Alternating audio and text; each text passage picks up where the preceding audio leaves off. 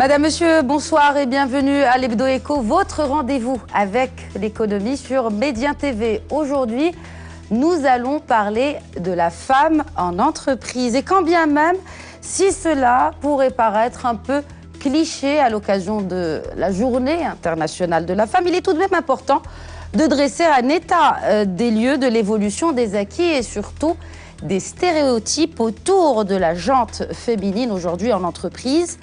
D'une majorité de femmes au foyer, la marocaine et la femme africaine en général a franchi bien des caps. Elle est aujourd'hui avocate, trader, ministre ou encore patronne des patrons. Mais voilà, rien n'est encore entièrement acquis et les disparités entre genres persistent au sein de l'entreprise au Maroc et ailleurs. Je suis ravie d'avoir ce soir un plateau exclusivement féminin. Mesdames, bonsoir. Sonia Mzoul, bonsoir. Bonsoir, Khadija Hersan. Vous êtes la secrétaire générale de l'Agence marocaine pour l'efficacité énergétique et vous venez d'être réélue vice-présidente au bureau partenariat public-privé de la Commission économique de l'ONU pour l'Europe où vous représentez le Royaume. Bienvenue. Absolument. Merci, madame. Également sur ce plateau, Zine Dafi, bonsoir. Bonsoir. Vous êtes cofondatrice et directrice générale d'une entreprise éditrice de logiciels, de solutions pour le bâtiment. Exactement, merci à Khadija pour l'invitation. C'est moi qui vous remercie. Également sur ce plateau pour parler de la femme en entreprise aujourd'hui au Maroc, j'ai le plaisir de recevoir Ndeye Aïda Dioufso. Bonsoir. Bonsoir. Alors vous êtes chef d'entreprise également, vous êtes installée à Casablanca. Oui. Bienvenue à vous aussi. Merci. Et j'ai le plaisir aussi de recevoir sur ce plateau Khadija Janeti Idrissi. Bonsoir. Bonsoir. Alors, vous êtes entrepreneur, femme politique, activiste des droits des femmes et également membre du conseil d'administration de l'Association des femmes entrepreneurs du Maroc. Bienvenue. Merci. Merci à toutes d'avoir accepté l'invitation de l'Hebdo Éco. Et encore une fois, je suis vraiment ravie d'avoir un plateau exclusivement féminin. C'est une première, en tout cas, et j'espère que ça ne sera pas que pour, ou en tout cas à l'occasion de la Journée internationale de la femme. Alors, mesdames, comme le chantait Patrick Juvet dans les années 80, où sont les femmes ? Bien sûr sur ce plateau, mais où sont les femmes aujourd'hui ? Madame Mzoul. Bah, écoutez, c'est une question surprenante. Je pense que la femme aujourd'hui est très bien représentée depuis 15 ans à peu près au Maroc. Nous avons fait un effort effectivement surprenant dans tous les domaines d'activité, que ce soit les domaines économiques, sociaux, politiques. Nous sommes passés de moins de 0,8% de représentativité dans les années 90 à plus de 21% aujourd'hui au niveau du Parlement. Comme vous l'avez bien dit, nous représentons le Maroc dans différentes instances internationales. Maintenant, effectivement, il y a beaucoup de travail encore à faire sur le terrain. Je pense que la volonté de Sa Majesté le Roi, que Dieu l'assiste, de faire en 2011 de la femme l'égale de l'homme au niveau de notre Constitution, a largement porté cette activité de la femme, ce positionnement de la femme marocaine sous l'ombre tutélaire de Sa Majesté pour pouvoir lui asseoir un vrai positionnement au niveau national et international. Et je suis fière aujourd'hui de pouvoir voir que ce sont des femmes de différents horizons qui sont parmi nous. Vous êtes journaliste, la représentante de la société civile, la représentante des entreprises. Qui est également entrepreneur. Absolument.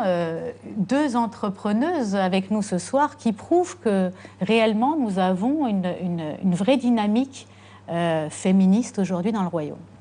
Alors, justement, j'aimerais bien parler avec vous de cette différence entre la représentativité de la femme et dans le volet politique, social, mais aussi entrepreneurial.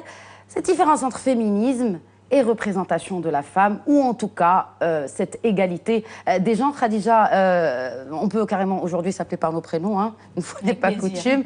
Alors Khadija, est-ce que vous sentez que parfois il peut y avoir un amalgame entre féminisme et justement militantisme pour les droits de la femme en société? Non, moi je pense qu'il n'y a pas d'amalgame parce que le militantisme est le féminisme. Et je pense aujourd'hui Je vais rappeler une intervention qui avait fait écho sur les réseaux sociaux du Premier ministre canadien Justin Trudeau quand il est intervenu sur un plateau du World Economic Forum en disant que je suis féministe et aujourd'hui les hommes et les femmes ne doivent avoir ni peur ni honte de se déclarer féministes parce que le mot féministe ne dit pas... Oui, exactement, le lapsus. Donc le féminisme ne veut pas dire être contre les hommes ou la secte féminine. Alors voilà, donc c'est cela dont je voulais parler. Il y a cet amalgame dans la compréhension même du féminisme parce qu'on le considère comme une arme aujourd'hui pour combattre notre égal finalement, parce que c'est ce que nous recherchons. Ce n'est pas une arme pour combattre, c'est un outil puissant pour que la femme puisse reprendre des droits qui lui ont été retirés par, disons, la force des choses, par une société qui a été instaurée par des hommes à la taille, au gabarit des hommes. Donc aujourd'hui, la femme est obligée de mener un combat, pas contre les hommes, mais contre des constructions sociales qui l'ont reléguée quelque part à un second rang. Et aujourd'hui, la preuve, c'est que lorsqu'on voit une femme à la tête d'une entreprise ou à la tête d'une institution publique, on est quand même surprise. Ça veut dire que, ou alors on lui applaudit, ou on l'applaudit plutôt, ou alors on la reconnaît, c'est-à-dire que ce n'est pas encore quelque chose à laquelle on est habitué. Nous trouvons ces femmes toujours exception alors qu'elles devraient être règles. Exceptionnelles. Voilà, alors qu'elles devraient être règles, tout comme les hommes le sont, dans des contextes différents et à des niveaux de prise de décision différents. Alors justement, nous avons le cas de deux entrepreneurs, de femmes chefs d'entreprise qui opèrent toutes les deux dans deux domaines différents, mais voilà, qui restent des domaines qui sont, je ne dirais pas restreints, mais en tout cas qui sont dominés par la gente masculine. Aïda, est-ce que vous avez ce ressenti justement? Est-ce qu'on trouve le fait que vous soyez à la tête d'une entreprise qui fournit des machines à des usines de textiles, sachant que c'est souvent, ça fait partie des prérogatives de femmes chefs d'entreprise, est-ce que vous sentez cette, peut-être, on sent une discrimination ou peut-être qu'on vous regarde différemment? La première impression est la surprise. La surprise de voir cette femme qui qui commercialise un produit qui est forcément pour l'entendement de tous les industriels masculins. Masculin, c'est-à-dire, dans mon domaine à moi, c'est des machines à coudre industrielles. Mmh. Donc, c'est un métier qui est fortement lié à la mécanique, à la technicité. Et voir une femme derrière tout ça interpelle. Mais la femme... Et comment vous réagissez? La femme est un moteur de développement. En parlant de mécanique. En termes de mécanique, bien qu'en étant une femme, on est doté de capacité à comprendre et à expliquer le fonctionnement de ces machines. Ce qu'un homme peut faire, une femme aussi peut le faire. Reviendrons sur cette question très très intéressante que vous venez de soulever. Zineb, alors vous aussi, vous êtes, rappelons-le, dans les nouvelles technologies pour le bâtiment. Donc là, vous êtes un peu entre deux mondes masculins, à savoir les BTP et les nouvelles technologies. Mais ça ne vous a pas, en tout cas, freiné pour avancer, pour fonder votre entreprise? Permettez-moi d'amener juste une petite précision par rapport au métier, aux thématiques. Il n'y a pas de métier d'homme ni métier de femme. Il y a des métiers tout court. Il y a de l'intelligence tout court. Il y a de la compétence tout court. Moi, c'est comme ça comment je vois les choses et que je les perçois et que je les vis. De par ma formation aussi, je suis ingénieure. J'ai évolué dans des écoles à l'international où sur une cohorte de 40, on était 2 graduées, 2 filles. Et Vous étiez une fille aussi dans votre... Absolument. Voilà. Donc elle est ingénieure, hein, c'est un peu des profils voilà, un peu similaires. Exactement. Ça, c'était la norme, au fait, sous d'autres. Donc ce n'est pas propre à un modèle marocain en particulier, mais dans des économies très performantes, notamment des anglo-saxonnes, ben, c'est la norme aussi de trouver très peu de filles ou de jeunes filles, de jeunes femmes dans la technologie. Bon, le choix d'avoir percé en technologie, de l'avoir jumelé au BTP, bon, certes, ça peut paraître un métier d'homme, mais ça ne l'est pas sûrement, parce que derrière tout ça, il y a un savoir-faire, il y a une technicité qui se reconnaît tout de suite. Et puis après avoir dépassé ce petit détail qui dure qu'un laps de temps, le comportement, il est le même. On traite avec des chiffres, on traite avec des résultats, on nous attend au tournant, on a des investisseurs, on a des associés, et voilà. Donc le genre n'est pas du tout une question. Vous avez parlé de chiffres. J'aimerais bien revenir maintenant sur les chiffres qui concernent un peu la représentativité de la femme dans le tissu économique marocain. Alors, sur les 10 millions de personnes actives au Maroc, 27% sont des femmes. Mais voilà, il y a d'autres chiffres aussi qui prouvent que, certes, on peut dire que c'est un bon chiffre, mesdames. Bon, après, moi, je ne sais pas, je ne pourrais pas répondre à cette question. Oui, non ? 27%. C'est un chiffre qui pourrait être amélioré à mon sens. Je voudrais rebondir par contre sur ce que disait Khadija tout à l'heure, sur la question du féminisme. Effectivement, le mot féministe a perdu un peu de sa consonance, primaire au titre de la définition du Larousse, sa définition littérale, c'est-à-dire de faire en sorte à ce que les hommes et les femmes puissent avoir la même égalité des chances. Et je pense que dans l'administration publique aujourd'hui, c'est ce que nous prônons aussi, c'est de faire en sorte à ce que quand vous avez la même capacité qu'un homme, qu'on puisse donner les mêmes chances à ces femmes. Et ce que je vois dans l'administration publique, c'est qu'effectivement, nos femmes sont des femmes qui ont vécu depuis des dizaines d'années avec l'impression qu'elles ne pouvaient pas donner autant qu'un homme parce qu'on leur a inculqué cette idée tout au long de leur profession. Et après 6 ans dans la fonction publique, je vois que cette idée commence à changer. Vous le ressentez, vous ? Absolument, parce que depuis que j'y suis, par exemple, dans mon institution, dans laquelle j'ai le plaisir d'être secrétaire générale, je vois que le fait de leur donner confiance, de leur donner la possibilité d'avoir des plages horaires qui sont aménagées. Effectivement, on ne peut pas demander à une femme de rester tous les jours jusqu'à 20h, alors qu'elles ont leurs enfants à les chercher à 16h30. Donc, moi, je parle plutôt de productivité. Je vois que ça dodeline de la tête de ce côté. Donc, elle rebondit. Vous pouvez aussi rebondir sur ce qu'elle a dit, le temps qu'elle finisse son idée. Je finis juste mon idée, si vous permettez. C'est de dire que le plus important pour moi, c'est de parler de productivité et pas de présence pas de temps de présence au niveau du lieu du travail. Et ça, c'est important. Alors, ce que vous dites, en fait, vu qu'on va parler d'entreprise, il est clair qu'on parle de chiffres, vous l'avez dit, on parle de productivité, d'efficience, d'efficacité. Qu'est-ce qu'on rend ? C'est quoi le rendu ? Effectivement, une femme ne peut pas rester au bureau comme un homme 17 heures à rester à son bureau parce qu'elle a... vous êtes toutes des mamans je sais que c'est une lourde responsabilité. Donc, Khadija, vous n'êtes pas d'accord ? C'est-à-dire qu'elle peut peut-être gérer ça chez elle ? Je ne suis pas d'accord dans la mesure où un homme et une femme ayant des responsabilités familiales ne sont pas supposés rester dans les lieux de travail jusqu'à pas d'heure. C'est-à-dire aujourd'hui, c'est une question... On ne va pas se voiler la face. On est totalement en phase, mais l'ascension de la femme en entreprise commence d'abord par replacer les choses un peu dans leur contexte. C'est-à-dire que le fait c'est une construction sociale aussi. Ce n'est pas une loi qui dit que l'éducation des enfants ou s'occuper de la maison est la responsabilité de la femme. In fine, une femme n'a pas été créée pour...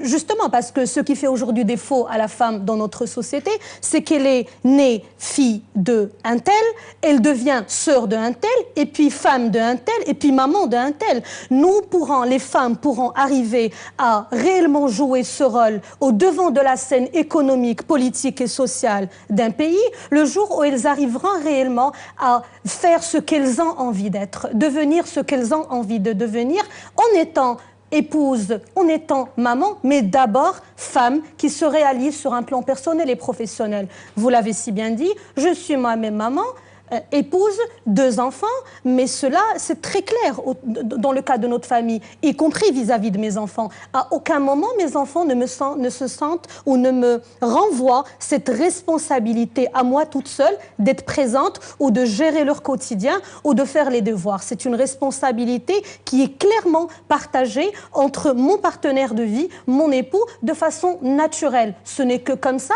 qu'une femme peut se débarrasser de tous les a priori sociaux dans lesquels elle a baigné, elle a évolué, pour pouvoir planifier son avenir en tant que femme, en tant qu'acteur de la société, que ça soit dans le cas d'une entreprise ou en tant que chef d'entreprise, effectivement. Et ce n'est que comme ça qu'elle peut se sentir d'abord capable de relever des défis professionnels et les mener jusqu'au bout. Alors, je voudrais revenir à cette question. Si on prend le temps de travail que passe une femme sur toute sa carrière comparé à celui d'un homme, le chiffre sont comparables. Hein. La femme passe moins de temps au bureau que l'homme. On a le congé de maternité parce que c'est naturel. Elle a une place à... Là, l'homme ne peut pas la remplacer, on est d'accord? Pour porter un enfant et accoucher, non. Exactement. Mais pour s'occuper de l'enfant.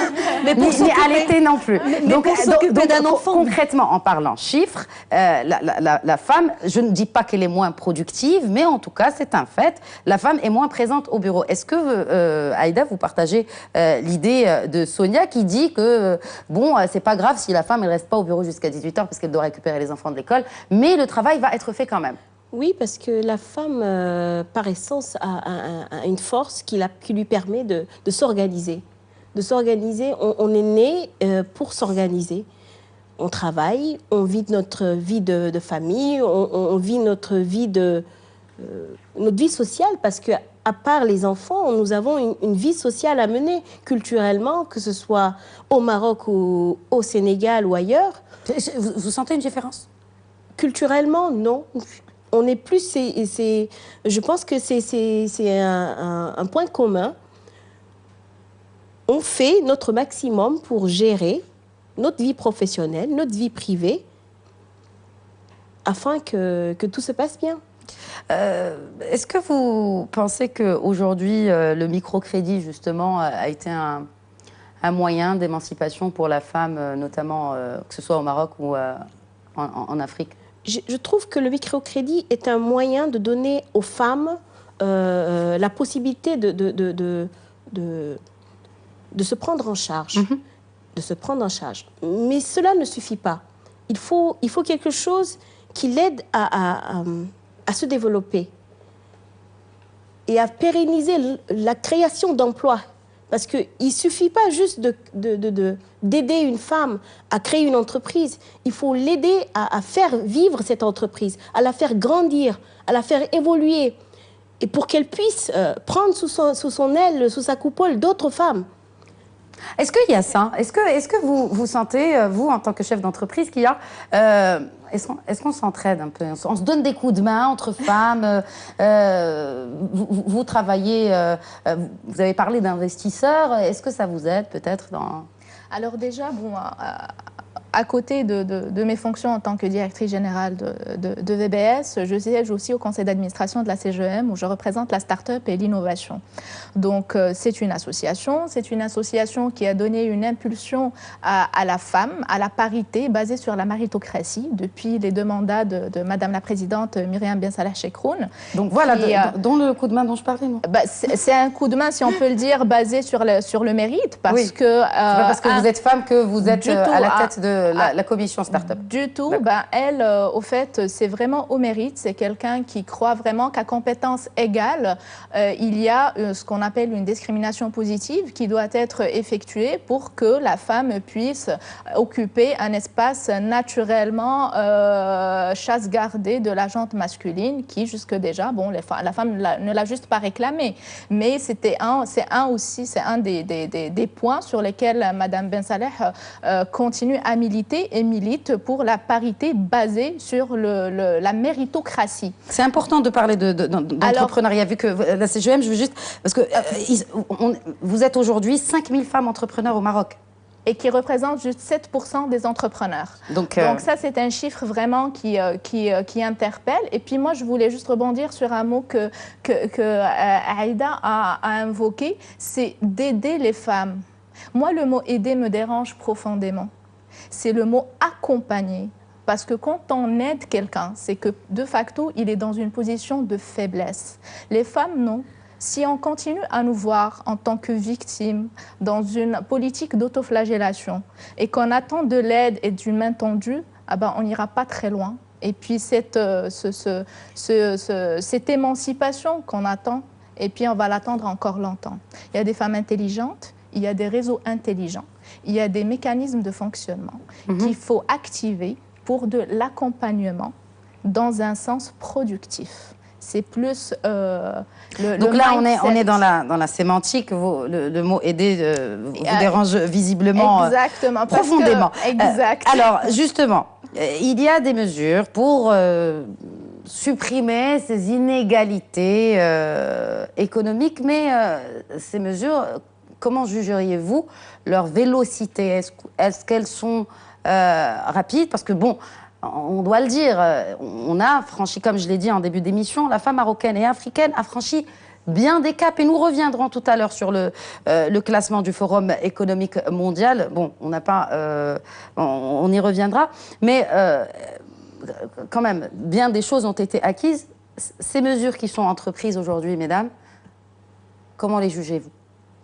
Alors, tout d'abord, si vous me permettez, je voudrais revenir sur 2 points. D'abord que nous avons parlé de population active. Effectivement, les femmes représentent 27,5% de la population active quand elles représentent 50% de la nation.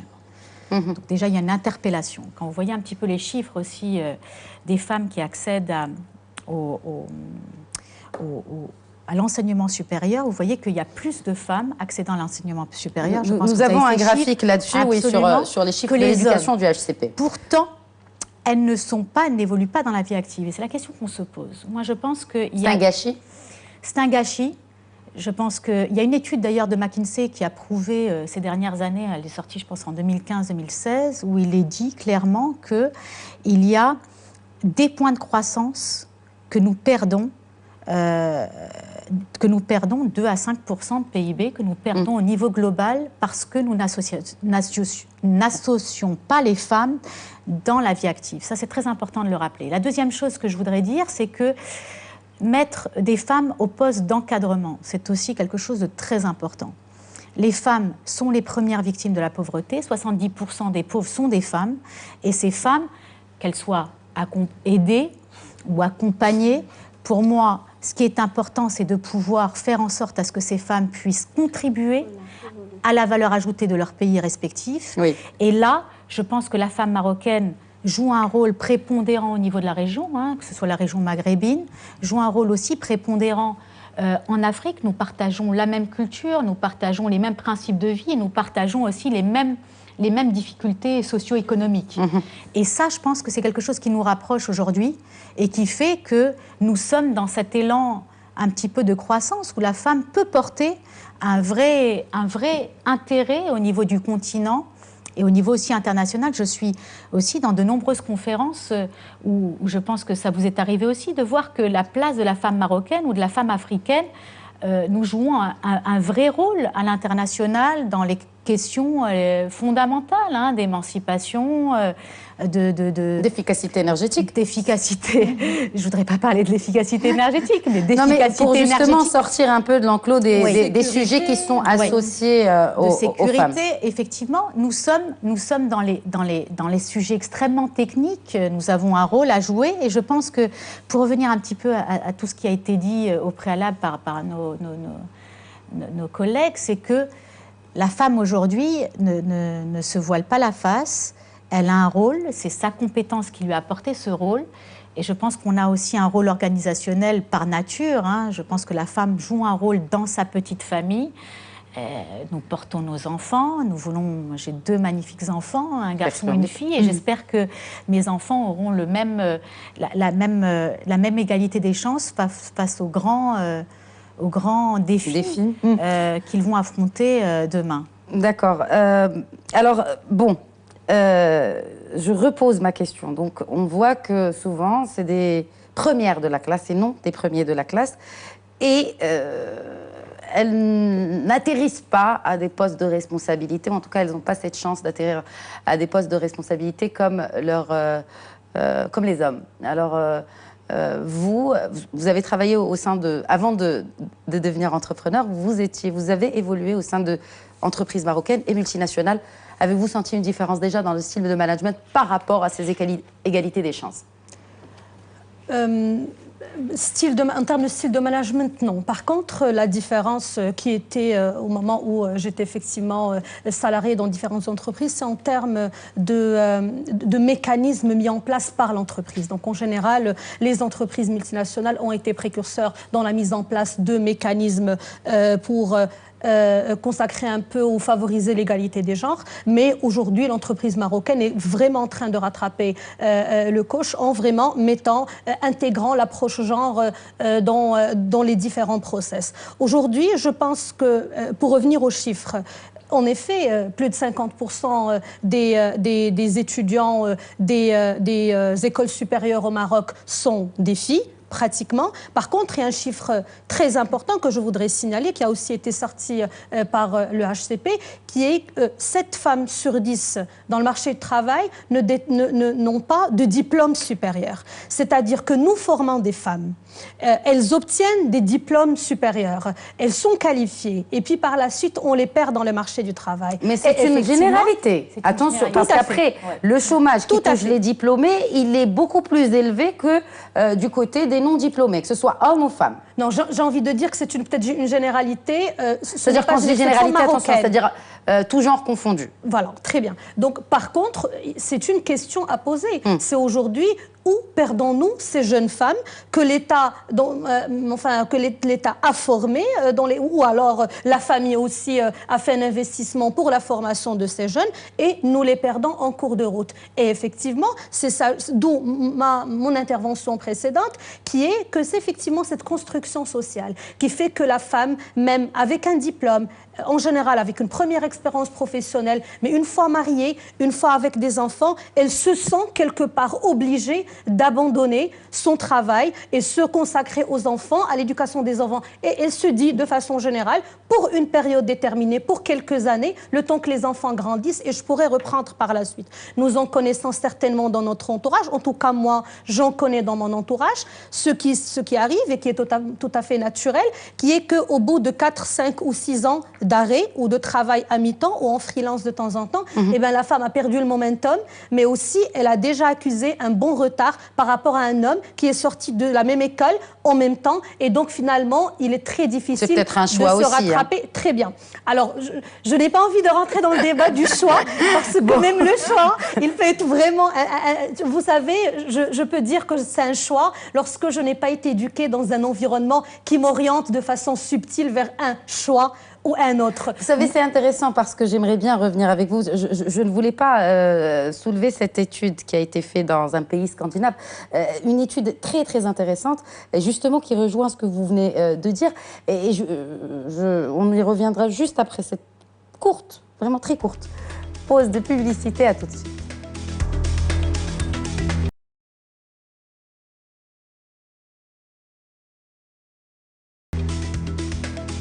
Bonsoir et bienvenue si vous nous rejoignez au Danemark, et comme chez ses voisins scandinaves, réputés pour l'égalité des chances hommes-femmes dans tous les domaines politiques, mais aussi et surtout économiques. Longtemps premier au classement, un classement sur lequel nous allons revenir, le Global Ranking de World Economic Forum.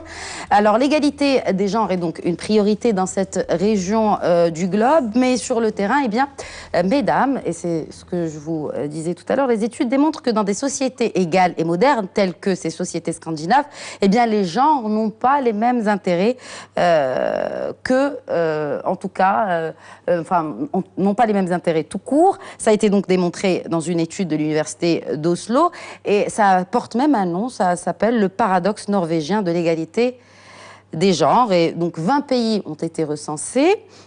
Le paradoxe norvégien, c'est quoi? Donc une fille qui vient d'un pays où il n'y a pas assez d'égalité des chances, eh bien, elle a plus tendance à choisir des métiers d'hommes.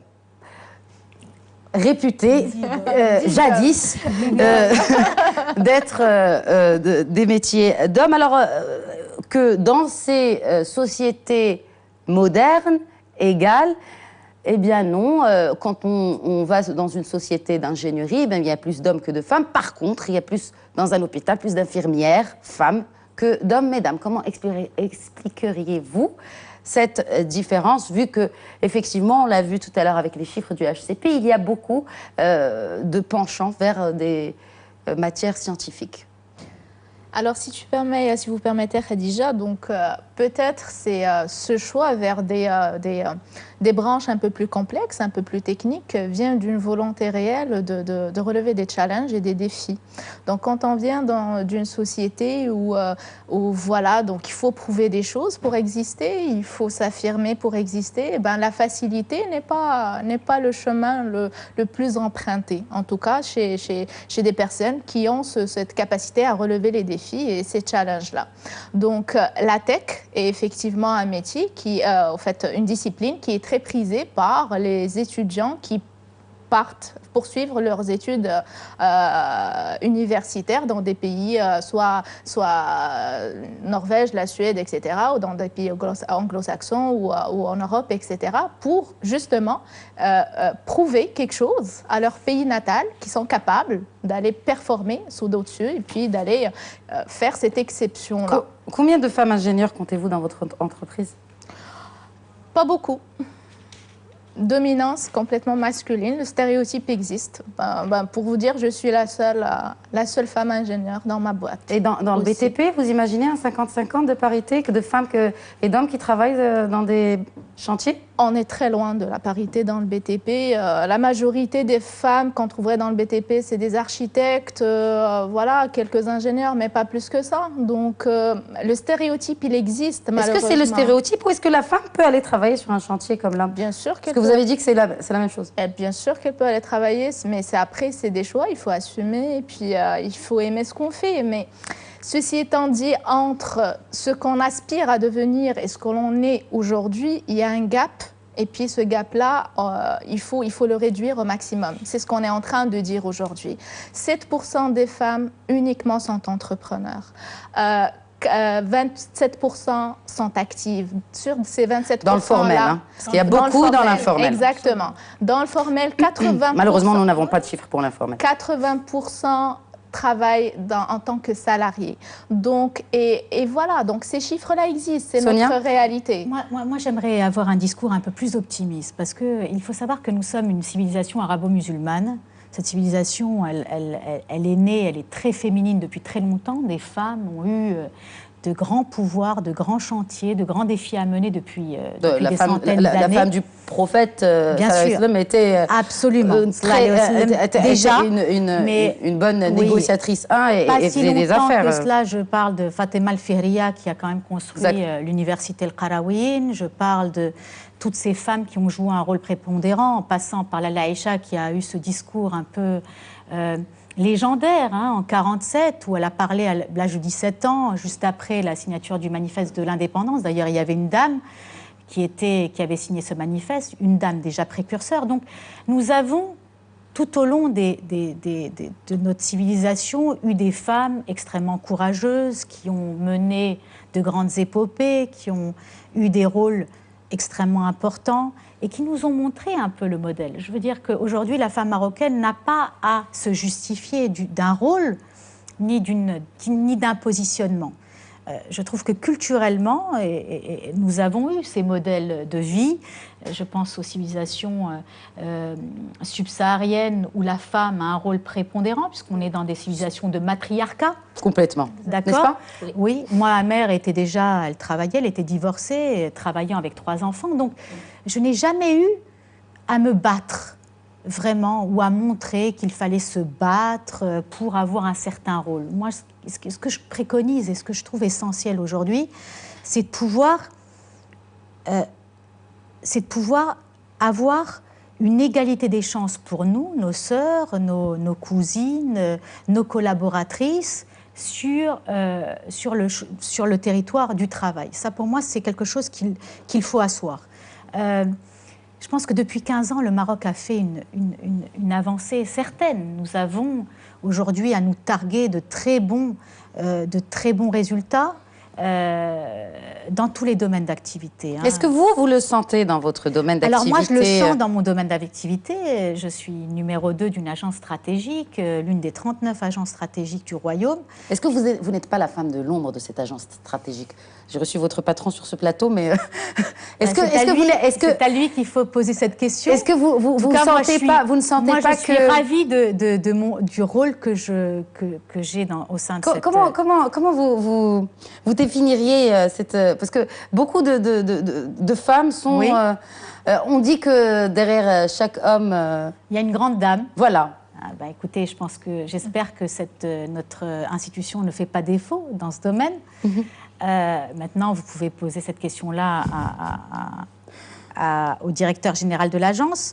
Donc, je dois dire que je suis ravie du rôle que j'ai à mener dans cette agence, puisque je participe de façon notoire à toute la vision stratégique. Et nous avons pu, depuis ma nomination, mener de grands chantiers sur les problèmes stratégiques, le positionnement de l'agence, sur la formation du personnel, sur l'avancement de la femme.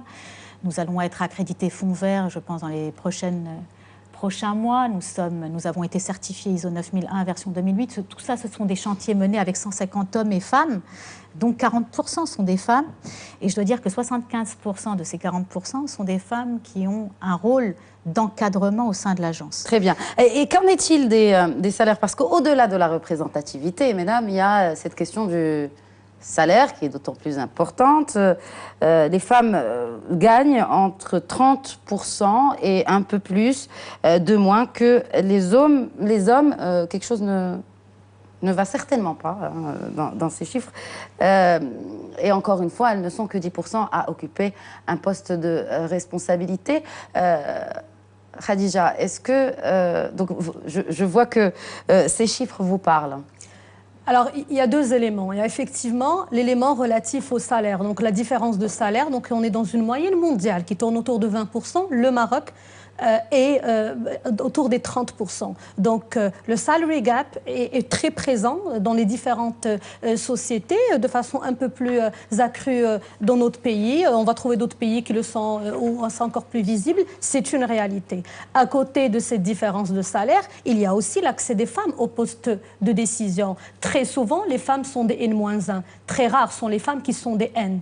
Donc aujourd'hui, je veux bien que derrière chaque grand homme, il a une grande dame, mais à un moment, on a envie que la femme passe aussi devant et qu'il y ait aussi, on le dira, avec un esprit sportif, que derrière chaque grande femme, il y aurait un grand homme.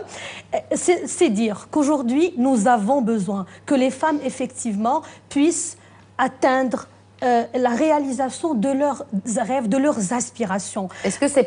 Voilà.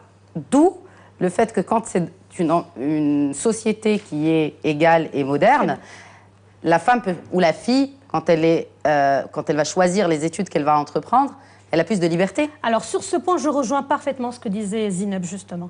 Donc, aujourd'hui, nous sommes encore dans une société où la fille se bat pour prouver qu'elle a un rôle à jouer en dehors du rôle classique qui lui a été tracé, construit par la société. Nous sommes encore dans des configurations où, sous un même toit, un garçon et une fille ne sont pas traités de la même façon par leurs parents. Je ne parle pas des 10%. Est-ce qu'on attend la même chose d'un garçon que d'une fille? Nous devrions. C'est ce que vous faites avec vos enfants? J'ai 2 filles, j'ai la chance, le bonheur d'avoir 2 filles. Donc mes 2 filles apprennent par cœur toutes ces leçons de parité et savent pertinemment qu'aujourd'hui, il n'y a aucune différence. La société ne devrait pas avoir d'attentes différentes. Alors, les seules différences qu'il doit y avoir, c'est en termes d'aspiration et de volonté et de choix de vie entre une fille et un garçon. Alors, selon une autre étude, et je reviens encore à une étude qui a été faite dans des pays scandinaves.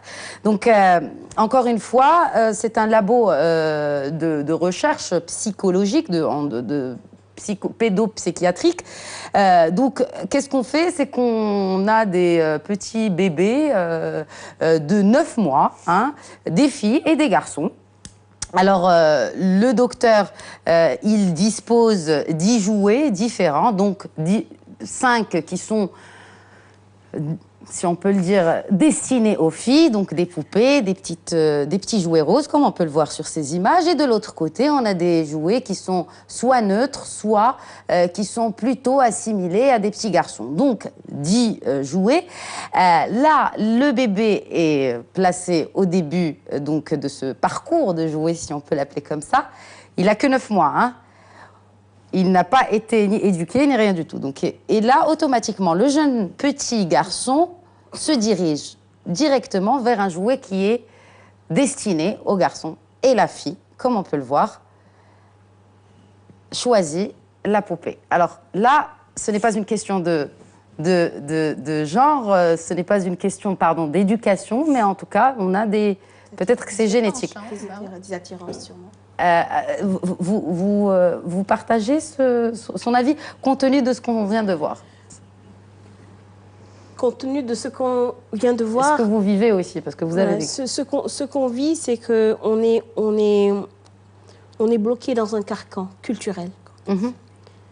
Et on est obligé de se battre pour prouver qu'on est aussi intelligent qu'un homme, qu'on est aussi compétente qu'un homme, qu'on est aussi endurante qu'un homme.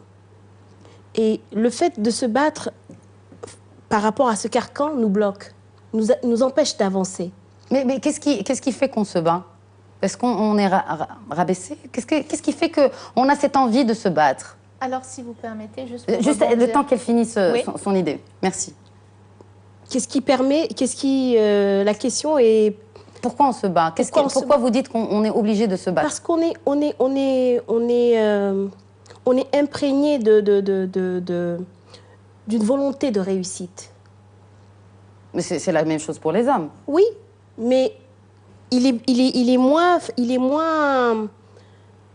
évident pour nous, femmes, d'évoluer dans ce monde d'hommes.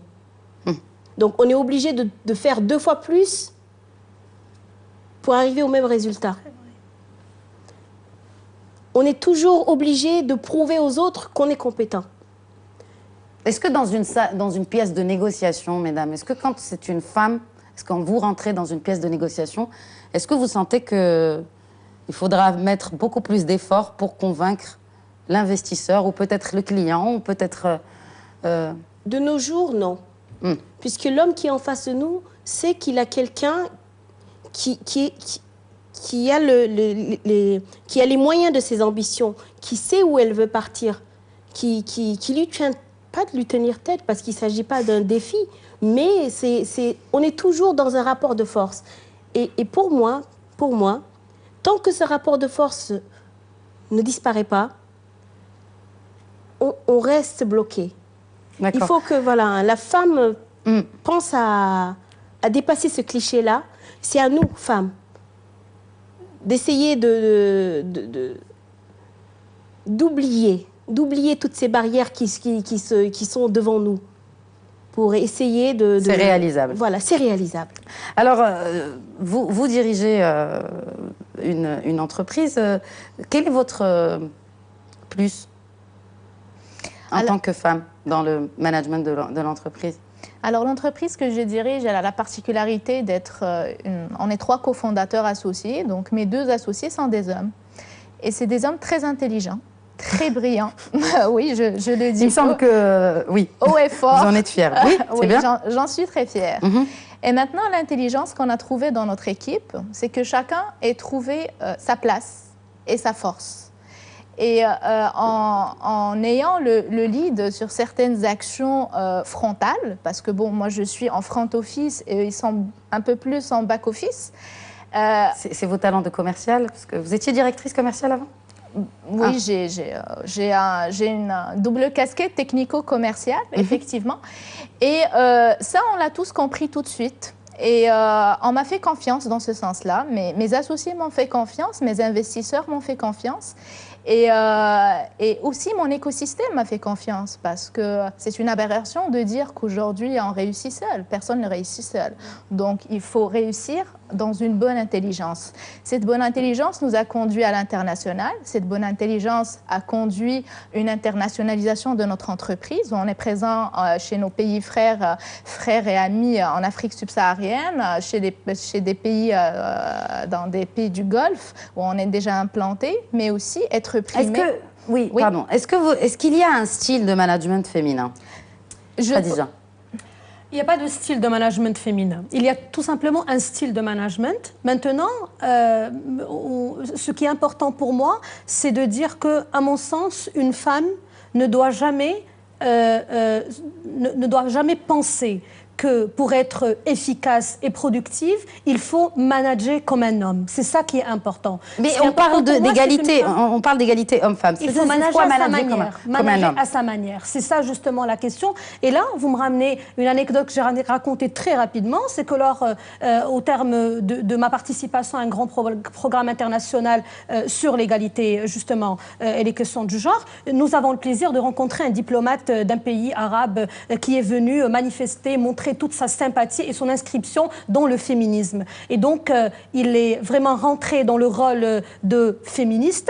À un moment, il nous disait, écoutez, moi j'ai une fille, et à ma fille, je dis, ma fille, je veux que tu sois forte comme un homme, intelligente comme un homme, et je sais que tu pourras y arriver comme tous les hommes ont pu arriver.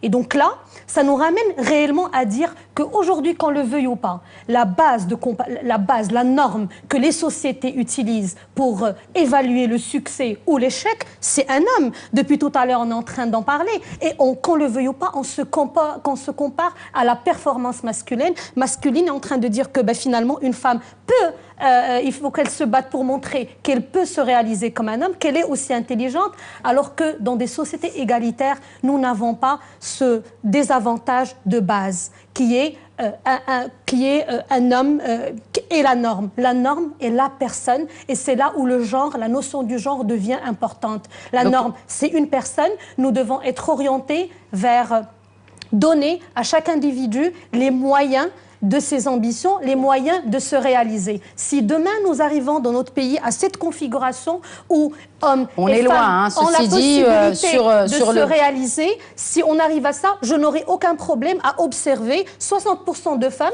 qui font le choix de se consacrer à leur famille, parce qu'à ce moment-là, je serai convaincue que c'est un choix et que ce n'est pas le résultat d'une confination. Non, mais si on arrive...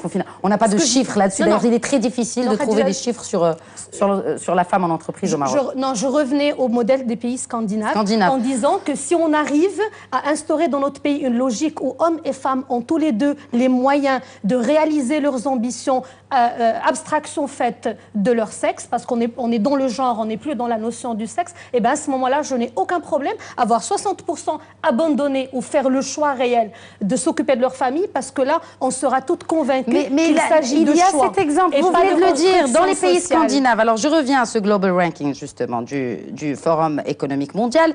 Ces pays scandinaves dont vous avez parlé, ils sont dans le top 5. On a en première position, on a l'Islande, la Finlande, la Norvège, la Suède et le Rwanda. Très bien. Qui est placé 5e. Donc, après 40 ans de réformes, justement, pour porter la condition de la femme et cette égalité des genres, on est arrivé au résultat de l'étude de tout à l'heure où les femmes, finalement, choisissent d'être nurses et pas ingénieurs.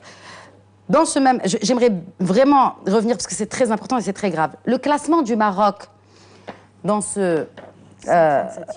137e place sur 144. Oui. Il y a urgence. Et on a même perdu des places. Oui, mais Sonia. Il y a des critères. Il y a des critères. Bon, on ne va pas tous les nommer ici. Mais parlons que du critère économique. Oui. Nous sommes 139e. Mais moi, ce que j'aime voir, c'est la tendance. Participation économique. Ce que j'aime voir... c'est la tendance. On remonte la pente. Voilà. Moi, ce que j'aime voir, c'est une tendance... si vous permettez, Khadija. C'est une tendance positive de notre avancée économique, sociale, environnementale et politique. C'est ça ce qui est important. C'est de pouvoir avoir des modèles de femmes qui représentent très bien la société et qui peuvent ouvrir le chemin à d'autres femmes. Il ne sert à rien d'avoir des femmes à des niveaux de performance, à des niveaux de responsabilité qui sont importantes, si elles ne sont pas heureuses de le faire. Moi, j'ai beaucoup de femmes dans mon administration qui refusent la responsabilité. Elles le refusent parce qu'elles ont d'autres intérêts. Donc, je ne rejoins pas du tout ce que disait Khadija tout à l'heure. C'est un choix personnel. Il faut respecter ce choix personnel. Un dernier mot, mesdames, parce qu'il ne reste plus de temps. Khadija. Mais écoutez, si je devais justement livrer de façon très rapide comment je vois aujourd'hui les choses, effectivement, nous sommes sur une trajectoire positive. Mais je rappelle quand même que ce gouvernement n'a eu droit qu'à 6 femmes. Alors que... Nous n'avons toujours pas de gouvernement. Très bien. Donc, le gouvernement précédent... Donc, pour le prochain... Donc, vous souhaitez plus de femmes dans le prochain gouvernement? Je ne les souhaite pas. Il faut qu'on ait plus de femmes parce que, comme a été si bien dit, aujourd'hui, les femmes constituent 50% de la population de ce pays.